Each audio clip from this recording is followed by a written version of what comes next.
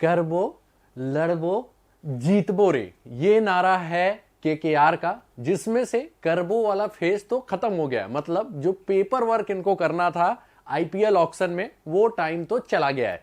अब वो जो करबो वाला नारा है, क्या उस पे ये पूरी तरह से खरे उतरे हैं?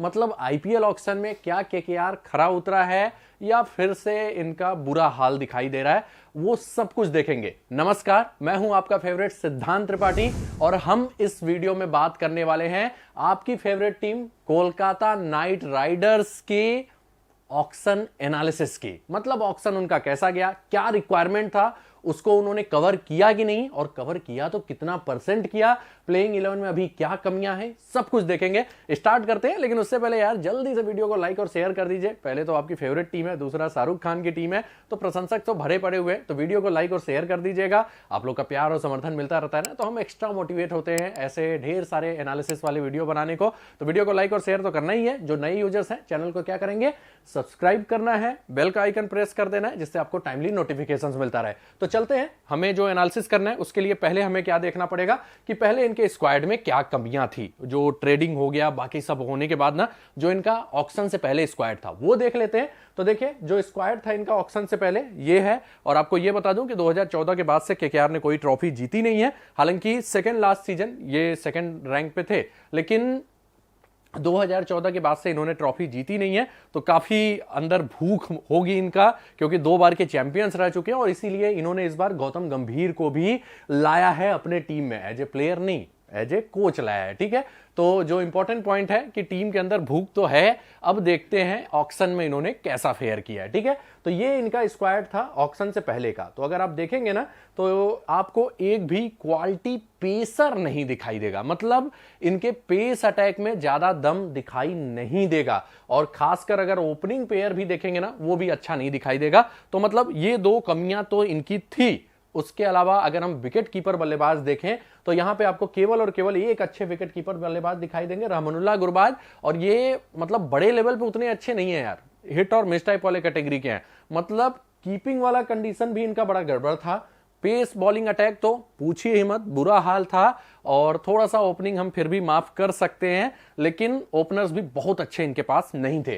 तो कुल मिला के इनकी जो कमजोरियां थी ऑक्शन टेबल पे, वो हम देख लेते हैं। ओपनर वाले को हम फिर भी भूल जाते हैं। तो पहला, इनको 2 अच्छे पेस बॉलर्स चाहिए थे। ठीक है, उसमें एक ऐसा पेस बॉलर होना चाहिए था जो अपने दम पे मैच जिता सके, और भारतीय उसमें अब आपको मैच विनर पेस बॉलर दिखाई नहीं देंगे, क्योंकि टीमों ने जल्दी अच्छे पेसर्स को रिलीज नहीं किया है। तो फिर कहां मिलेंगे वो मिलेंगे ओवरसीज कैटेगरी में। तो इनको एक अच्छा ओवरसीज पेसर चाहिए था जो अपने दम पे मैच जिता सके। तो एक तो ये रिक्वायरमेंट थी। फिर एक रिक्वायरमेंट और थी, वो ये था कि इनको फिर एक ऐसा पेसर इंडिया का चाहिए था जो अच्छा खासा रोल निभा सकता है, या जो मेन पेसर आएगा उसको असिस्ट कर सकते हैं। तो देखेंगे वो मिला कि नहीं। दूसरा, इनको थोड़ा सा मिडिल ऑर्डर में एक इंपैक्ट वाला बल्लेबाज चाहिए था। नो डाउट इनके पास श्रेयस अय्यर और नीतीश राणा है, हालांकि नीतीश राणा नंबर 3 पे हो सकता है खेलते हुए दिखाई दे, तो फिर भी मिडिल ऑर्डर में एक अच्छा मिल जाता, तो उसका रिक्वायरमेंट इनको था। लेकिन वो भी बहुत ज्यादा रिक्वायरमेंट नहीं था, तो इसको भी हम थोड़ा सा कम ही मानेंगे। मतलब मेन इनको ये पेस वाला था। और तीसरा जो है, 1 impact Indian wicket keeper batsman, ये बहुत जरूरी था। क्यों? क्योंकि फिर नहीं तो इनको खिलाना पड़ेगा रहमानुल्लाह गुरबाज को, और गुरबाज को खिलाएंगे तो फिर भाई, पिछले सीजन भी आपने देखा होगा कि कुछ खास उन्होंने नहीं किया। 1-2 मैच चले, उसके बाद कुछ खास उनका प्रदर्शन नहीं आया। तो यहां पे उनकी मजबूरी हो जाएगी गुरबाज को ही खिलाना, और एक अच्छे ओवरसीज बल्लेबाज को बैठाना पड़ सकता है, या एक अच्छे ओवरसीज प्लेयर को बिठाना पड़ सकता है। तो ये पॉइंट नंबर 1 और पॉइंट नंबर 3 जो है, वो इनका मेन रिक्वायरमेंट था। नंबर 2 फिर भी भूला जा सकता है, क्योंकि वहां रिंकू सिंह हैं, उसके अलावा श्रेयस अय्यर हैं, नीतीश राणा हैं, तो वो भूला जा सकता है, वो भी ठीक ठाक है। बस वही है कि बहुत इंपैक्ट वाला बल्लेबाज वहां पे नहीं है, लेकिन फिर भी है जिससे काम चल जाएगा। तो नंबर 1 और नंबर 3 इनकी मेन रिक्वायरमेंट थी। तो क्या ये ऑक्शन में कवर कर पाए, और कवर कर पाए तो कितना परसेंट? तो ये देखते हैं ऑक्शन में इन्होंने किसको किसको लिया, तो वो आपको स्क्रीन पे दिखाई दे रहा है। अब यहां पे हमें जो मेन करना है, अपना एनालिसिस यहां पे करना है। तो देखिए, अगर ये स्टार्क को नहीं लेते, इस बार सबसे बड़े भाई हैं और पूरे ऑक्शन का रिकॉर्ड तोड़ा किन्होंने, मिचेल स्टार्क ने। कितने करोड़ में गए? 24.75 करोड़। भाई साहब, कोई बात होती है? 25 करोड़ रुपए इन्होंने स्टार्क पे लुटा दिए। अब बात आती है कि क्या वो लुटाना सही था? तो देखिए, मजबूरी थी इनकी भाई, मजबूरी का नाम महात्मा गांधी। तो वही हुआ इनके साथ कि भाई महात्मा गांधी बन के इनको पैसे लुटाने पड़े। यहाँ पे क्या है इनका, अगर पेस अटैक देखेंगे ना तो पेस अटैक में दम ही नहीं है यार, कोई ऐसा नहीं है मैच विनर हो इनके पास। रसल की पिटाई हो जाती है, बाकी जो इंडियन पेसर थे वो उतने इंपैक्ट वाले थे नहीं। तो भाई पैसे तो यहां लुटाने ही लुटाने थे। तो ये गए मिशेल स्टार्क के साथ, जिन पे इन्होंने 24.75 करोड़ रुपए खर्च किए। तो इनकी मजबूरी थी कि एक अच्छा पेसर लेना, लेकिन मुझसे पूछेंगे ना तो इन्होंने एक बड़ी गलती की। अगर ये स्टार्क के जगह कुछ ऐसे पेसर को लेते जो इनको 10-15 करोड़ में अच्छा मिल जाता, वो भी मैच विनर हो सकता था, क्योंकि स्टार्क का इस समय फॉर्म बहुत अच्छा नहीं है देखे। तो अगर कोई एक ऐसा ओवरसीज पेसर लेते जो अच्छा खासा परफॉर्मेंस कर सकता था, क्योंकि स्टार्क के लेवल के अब कई पेसर हैं, और उसके बाद एक इंडियन पेसर अच्छा ले लेते ना तो इनका काम बड़ा तगड़ा हो जाता। या एक ऐसे इंडियन विकेटकीपर बल्लेबाज को ले लेते, या फिर विदेशी ऐसे इंडियन विकेटकीपर बल्लेबाज को ले लेते कि इनका काम अच्छा हो जाता, तो इनकी टीम बड़ा सेटल्ड होती। तो यहां पे एक गलती इन्होंने जरूर की है। स्टार्क को इन्होंने लिया जरूर है और उससे टीम को मजबूती मिली है, मजबूरी भी थी, क्योंकि इनको एक ऐसा पेसर चाहिए था जो मैच जिता सके। लेकिन वहां पे इनका इतना बजट चला गया कि फिर आगे के प्लेयर ये अच्छे टारगेट नहीं कर पाए। अब देखिए एक प्लेयर तो इनको अच्छा मिल गया, लेकिन आगे के प्लेयर्स देखिए उनका बजट ही नहीं है भाई। मतलब ये उसके बाद अपने मन के प्लेयर ले ही नहीं पाए। और फिर मुझे ये समझ में नहीं आया, जिस टीम के पास 3 स्पिनर हैं वो भी अच्छे वाले, उन्होंने मुजीब के ऊपर 2 करोड़ बर्बाद कर दिए, बाकी सबको तो लिया ही नहीं। तो यहां पे थोड़ा सा इनकी टीम में कमी नजर आ रही है कि एक पेसर को तो इन्होंने ले लिया, लेकिन उसके बाद पूरी टीम अनसेटल हो गई। कैसे अनसेटल हुई वो हम देखते हैं, क्योंकि अगर स्टार्क की जगह ये 14-15 करोड़ में कोई अच्छा पेसर और ले लेते, थोड़ा सा स्टार्क से नीचे का होता, तो इनकी टीम बड़ा बैलेंस बन जाती, क्योंकि इनके पास एक अच्छा इंडियन पेसर लेने का वो आ जाता। उसमें वो शार्दुल को तो मान लीजिए रिलीज ही किए थे, हर्षल पटेल के पास जा सकते थे, या और अच्छे पेसर को वहां पे टारगेट किया जा सकता था। और उसके अलावा ये फिर या तो मान लीजिए इंडियन पेसर को नहीं टारगेट कर रहे हैं, तो इनको एक मजबूरी थी कि एक अच्छा विकेट कीपर बल्लेबाज लेके आते ओवरसीज का, तो गुरबाज के ऊपर वो उनको खिला सकते थे। तो वो सारा कुछ यहां पे चूक गए केवल इस वाले ऑक्शन के कारण। तो इनकी टीम बहुत मतलब सेटल दिखाई नहीं दे रही है। एक बल्लेबाज जो ऑक्शन में हमने देखा था, 1 पॉइंट इन्होंने पूरा किया, एक मैच विनिंग पेसर का, लेकिन उसके बाद एक अच्छा इंडियन पेसर की बात करें तो उन्होंने लिया है, किसको लिया है इन्होंने चेतन सकारिया को। लेकिन सकारिया की मैच प्रैक्टिस बिल्कुल भी नहीं है, आईपीएल के बाद से ये चोटिल चल रहे हैं, मैच प्रैक्टिस इनकी बिल्कुल भी नहीं है, तो यहां ये मात खाए हैं। उसके अलावा अगर आप देखेंगे ना तो बहुत सरफन रदरफोर्ड मोस्ट प्रॉब्ली इनका जगह ही नहीं बचेगा। लिया है कि लोअर मिडिल ऑर्डर में हिटिंग कर सकते हैं, लेकिन जगह बनने के चांसेस है नहीं, और कोई उतना इंपैक्ट वाला प्लेयर इनके पास नहीं है। जो भी अगर आप यहां पे देखना चाहें, गस एटिंगसन रिप्लेसमेंट है स्टार्क के, कि स्टार्क जब चोटिल होंगे या रेस्ट पे रहेंगे तो गस एटिंगसन खेलेंगे, अच्छे गेंदबाज है नो डाउट। लेकिन एक प्लेयर केवल ऑक्शन का, इनकी जो 3 कमियां थी उसमें एक कमी को ये ठीक से पूरा कर पाए, वो भी ठीक से नहीं, उसमें 2 अच्छे पेसर चाहिए थे, एक ही मिल पाया है। तो ऑक्शन बहुत अच्छा इनके लिए नहीं गया है। अगर हम बात करें तो एनालिसिस वाइज देखेंगे तो ऑक्शन उतना अच्छा इनके लिए गया नहीं है। अब देखते हैं इस ऑक्शन के दम पे इनका क्या प्लेइंग 11 बन के आता है। ठीक है,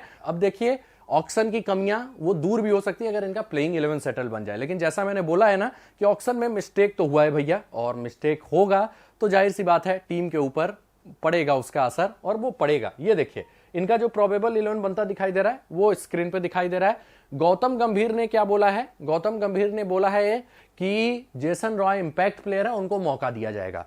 तो सिंपल सी बात है, इनके 3 ओवरसीज तो ऑटोमेटिक फिक्स हो जाते हैं। कौन कौन? आंद्रे रसेल, सुनील नरेन और मिशेल स्टार्क, ये किसी कीमत पे टीम में रहने ही रहने वाले हैं।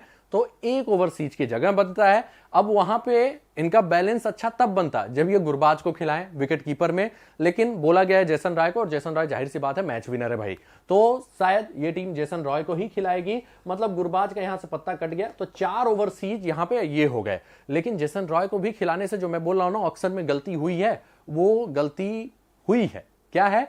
जेसन रॉय को खिलाने के बाद इनको खिलाना पड़ेगा केएस भरत को, जो कि आउट एंड आउट हिटर नहीं है। कभी कभार रन बना देते हैं नो डाउट, लेकिन आउट एंड आउट हिटर उतने नहीं है केएस भरत। टी20 में बहुत अच्छा रिकॉर्ड नहीं है, आरसीबी से 1-2 इनिंग इन्होंने अच्छा खेला है, लेकिन और पूरे कैरियर का कोई ऐसा वो नहीं है कि लाइमलाइट वाली इनिंग बहुत ज्यादा इनके बल्ले से आई हो। तो इनको मजबूरी हो जाती है केएस भरत को खिलाना। तो ये इनका प्रोबेबल 11 फिलहाल दिखाई दे रहा है एक्सपेक्टेड बैटिंग ऑर्डर में, जिसमें कोई बल्लेबाज बाद में सब्स्टिट्यूट हो जाएगा बॉलिंग के समय, सुयश शर्मा आ जाएंगे उनके जगह। तो मतलब कुल मिला के 5 मेन बॉलर और रसेल, ये इनके बॉलिंग ऑप्शन रहेंगे। तो 5 मेन बॉलर और रसेल इनके बॉलिंग ऑप्शन रहेंगे। वेंकटेश भी बॉलिंग कर सकते हैं जरूरत पड़ी तो, और के.एस. भरत को इनको हमेशा टीम में रखना होगा अगर ये गुरबाज को नहीं खिलाते हैं। अगर गुरबाज को खिला देते हैं तो एक अच्छा हिटर मनीष पांडे या किसी और को ये यहां पे खिलाते हुए नजर आएंगे। ठीक है, तो सिंपल सी बात है कि इनका एक प्लेस बर्बाद हो जा रहा है केवल और केवल ऑक्शन में एक गलती के कारण, और एक प्लेस बहुत बड़ी गलती वो होती है क्योंकि के.एस. भरत को ये टॉप ऑर्डर में खिलाएंगे